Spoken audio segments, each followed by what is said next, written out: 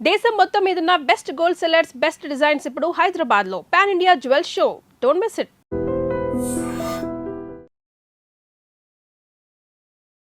నమస్తే, welcome to iDream Talking Point with కవిత.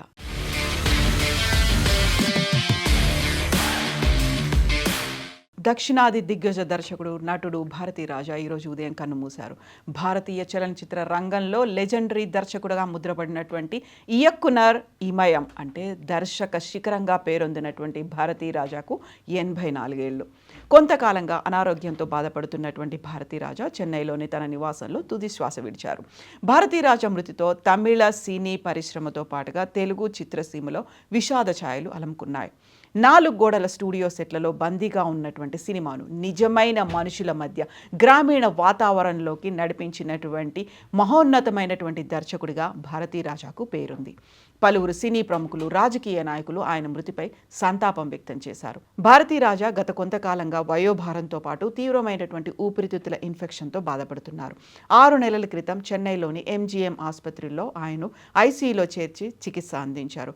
అనంతరం కోలుకున్న ఆయనను వైద్యులు ఇంటి వద్దే విశ్రాంతి తీసుకోవాలని సూచించారు. ఈ నేపథ్యంలో చెన్నైలోని నీలాంకరైలో నివాసం ఉంటున్నటువంటి భారతీ రాజా కొన్ని రోజులుగా అస్వస్థతతో ఉన్నారు. ఈరోజు ఉదయం కన్నుమూశారు.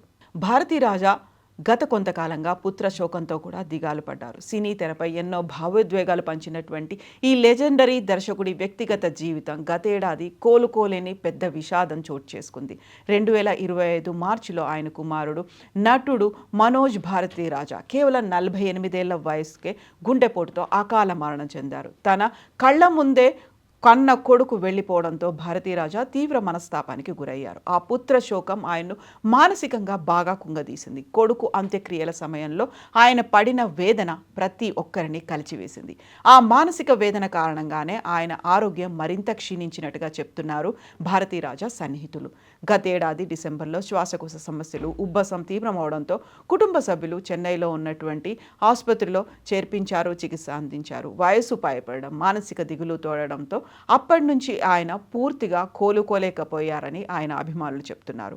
ఇక భారతీ రాజా సినీ ప్రస్థానం 1941 జూలై 17న తమిళనాడులో అల్లినగరంలో మాయదేవర్ కరుత్తమ్మ దంపతులకు భారతీ రాజా జన్మించారు. ఆయన అసలు పేరు చిన్నస్వామి.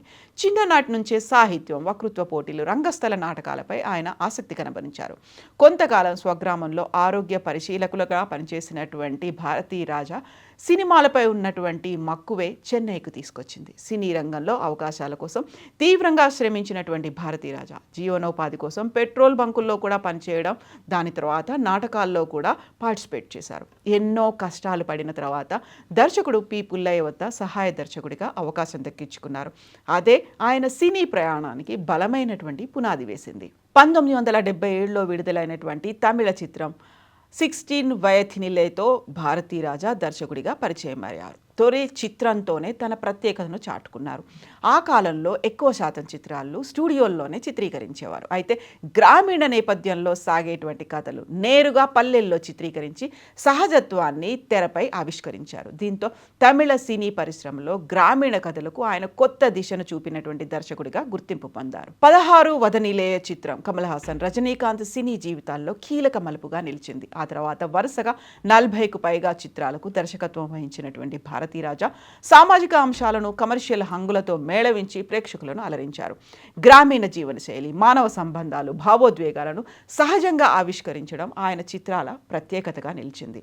భారతీ రాజా అనగానే మనకు గుర్తొచ్చేది వాస్తవికత. 1977లో తమిళంలో మొదటి చిత్రంతో దర్శకుడిగా ప్రస్థానం ప్రారంభించినటువంటి ఆయన అదే సినిమాను తెలుగులో 16 ఏళ్ల వయసులో శ్రీదేవి, చంద్రమోహన్ ప్రధానమైనటువంటి తారాగణంగా రీమేక్ చేసి తెలుగులో కూడా సంచలనం సృష్టించారు.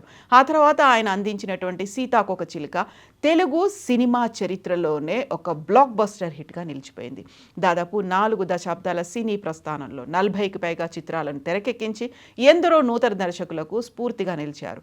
కేవలం మెగాఫోన్ పట్టడమే కాదు, నటుడిగాను కూడా తనలోని సరికొత్త కోణాన్ని ఆవిష్కరించారు. ఎన్నో చిత్రాల్లో విలక్షణమైనటువంటి పాత్రలు పోషించి మెప్పించారు. త్వరలో విడుదల కానున్న పులవర్ సినిమాలో కూడా కీలక పాత్రను పోషించారు భారతీ రాజా. నటుడిగా ఇదే ఆయన చివరి చిత్రం కానుంది. భారతీ రాజా సినీ ప్రస్థానంలో అనేక పురస్కారాలు లభించాయి. సీతాకోక చిలుక చిత్రానికి తెలుగులో ఉత్తమ చిత్రంగా జాతీయ పురస్కారం దక్కింది. 1981లో అదే చిత్రానికి ఉత్తమ దర్శకుడిగా నంది అవార్డు కూడా అందుకున్నారు భారతీ రాజా.